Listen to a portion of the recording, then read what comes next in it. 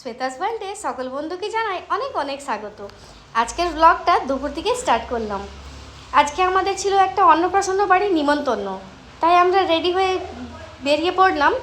আর আমি রেডি হব তার আগে রোজকে রেডি করবো না তা কিন্তু একদমই হয় না। রোজের মতন ছোটো বাচ্চা যার বাড়িতে আছে সেই মারাই বুঝবে যে আমি কি বলতে চেষ্টা করছি। যেহেতু আমাকে রেডি হতে দেখছে তাই চলে এসেছে মিরাটটার কাছে যে আমাকে তাড়াতাড়ি রেডি করো, আমিও যাব। তাই আমি রেডি হওয়ার আগে রোজকে রেডি করলাম। আর এই শাড়িটা হচ্ছে আমার সবথেকে প্রিয়, খুব হালকা পাতলা একটা শাড়ি আর সবুজ রং। যেহেতু শ্রাবণ মাস তাই ভাবলাম সবুজ রংটাই পরি, দেখতে একটু ভালো লাগবে।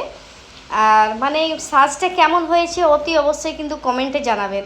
আর বাড়ি থেকে বেরোবার আগে দেখলাম এত বৃষ্টি চালু হয়ে গেল সে কি বলবো। আমার হাজব্যান্ড বসে পড়ে বুকিং দিচ্ছিল ক্যাবের বুকিং নিতে চাই না বৃষ্টি ভেজার দিনে, তাই আমরা বসে ওয়েট করছিলাম। আর কিছুটা ফটো আমি তুললাম। লুকটা কেমন লাগছে অতি অবশ্যই কিন্তু জানাবেন আমাকে। আমাদের আজকে একটা অন্নপ্রাশন বাড়ি নিমন্ত্রণ আছে। রোজকে দেখুন রেডি হয়ে কতটা এক্সাইটেড। দেখুন দরজাটার কাছে বারবার গিয়ে বলছে তাড়াতাড়ি চলো, ক্যাব আসুক মামা, ক্যাব আসেনি তো এখনো, ক্যাব আসুক। হ্যাঁ পাপা, ওই দিন যে পাপাকে ডাকতে গেল। পাপা চলো, সব সময় পাপা, অলওয়েজ পাপা। হ্যাঁ হ্যাঁ, দরজা খুলতে হয়, ওইখান থেকেই দরজা খুলতে হয়। কত জিনিস শিখে গেছে। আমরা এখানে রেডি হয়ে ক্যাবের ওয়েট করছি, ওর পাপা দাঁড়িয়ে আছে, রোজ দাঁড়িয়ে আছে। হ্যাঁ, অপেক্ষা হবে না তো রেডি হয়ে, পুরো বাড়িটাতে শুধু ডান্স করছে। চলো যাবো তো।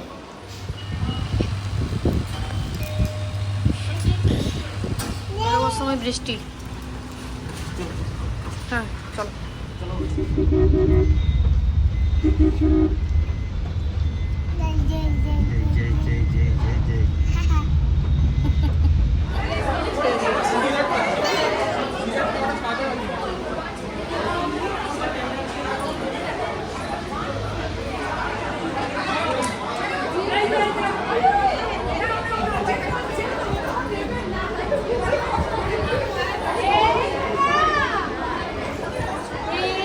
অন্নপ্রাশনের দিন ছোট বাচ্চারা একটু বিরক্ত হয়ে যায়। দেখুন বাচ্চাটা এত কান্নাকাটি করছিল, যেহেতু গরম ছিল, গুমুট গরম তো একটা করেই।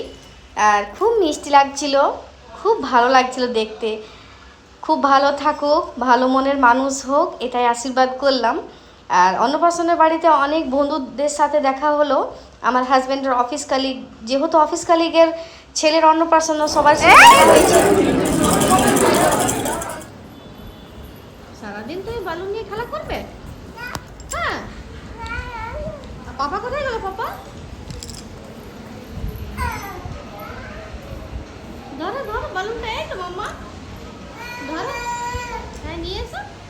মামা বালুন দিয়ে খেলা করছে মাম্মা। মামা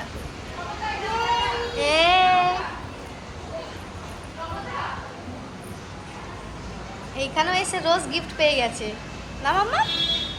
হ্যাঁ, সবিক আঙ্কেল রোজের অন্নপ্রাশনতে আসতে পারে নাই, তাই রোজের জন্য একটা গিফট নিয়ে এসেছে না মাম্মা?